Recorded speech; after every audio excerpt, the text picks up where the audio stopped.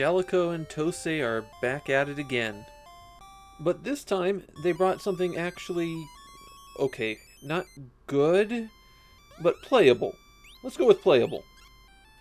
Ninja-kun Majo no Boken, or Ninja Kid, the Demon Castle Adventure, has a bit of a confusing history. The original arcade game is by an obscure company called UPL. That arcade game has been released in some regions as Ninja Kid. However, Bandai released a different game as Ninja Kid in the US. Ninja-kun is a relatively simple action game. There's a vertically scrolling stage with 8 enemies on it, and you have to eliminate all 8 to move on to the next board. There's 2 different board layouts. The mountain reoccurs twice. And then the final one is a castle. But here's the thing. Ninja-kun is a hard game. A while back, I challenged myself to try to complete all 18 stages of it. After a full day of trying, I managed to get to the 12th board. A single hit kills Ninja-kun, and the game is not generous with its extra lives. Death comes at you fast in Ninja-kun. You attack with throwing stars, but the range is super limited. Your attacks can also intercept enemy attacks. That requires that they be pretty closely aligned, though. One thing that can help you in Ninja-kun is that coming in direct contact with enemies doesn't kill you. It's only their attacks.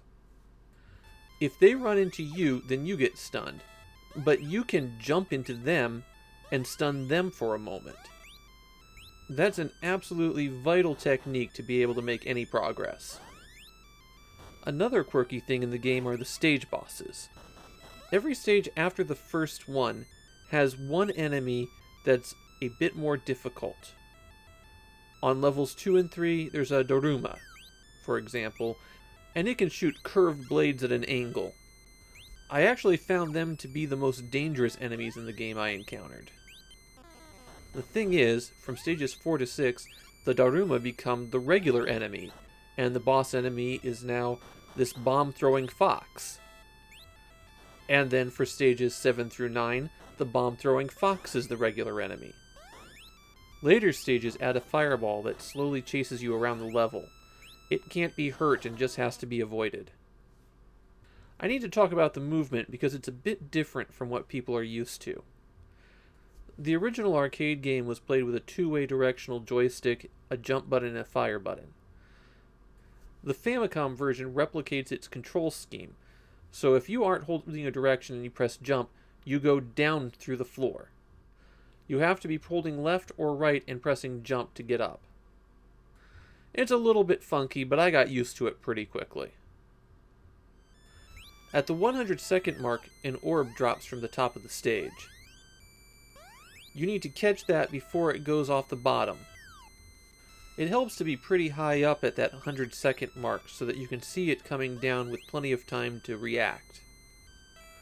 The orb is worth a lot of points, but the more important thing is if you collect 3 of them, then you go to a bonus stage.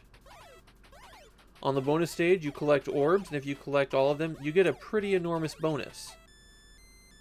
When killed, enemies drop these scrolls that you pick up that are worth bonus points at the end of the level. There can only be 1 scroll out at a time though, so if you kill another enemy, the first scroll that was out disappears. The thing that bothers me the most in Ninja-kun is the visual design. Not the characters, I actually think they come out pretty cute for some early Famicom game stuff. I'm talking about things like the interstitials between levels, which do this palette cycling that's really headache-inducing. And the castle level has one floor that it's really hard to tell that it's supposed to be a floor that you can jump to. Ninja-kun is a game with an interesting legacy. For whatever reason, UPL and Jaleco parted ways. But Jaleco didn't want to give up the cute ninja game. So they created their own character to fill that role who looks almost identical to Ninja-kun. Ninja Jajamaru was even initially described as Ninja-kun's younger brother. Judge Amaru is going to have an absolutely enormous series of games on the Famicom, and we'll get to them in time. Pretty soon, in fact. But Ninja-kun himself got his own sequel. And that sequel got one of the weirder Famicom ports out there. As for this game, I find it to be pretty playable. It's far from a masterpiece, and I really wish there were more levels to it. But the way that it shifts up the enemies continuously is kind of fun. It's very much an arcade game from that transitional period where no one was quite sure where they were going yet, but they were moving there fast. I just wish they had made it a little bit easier on the home player.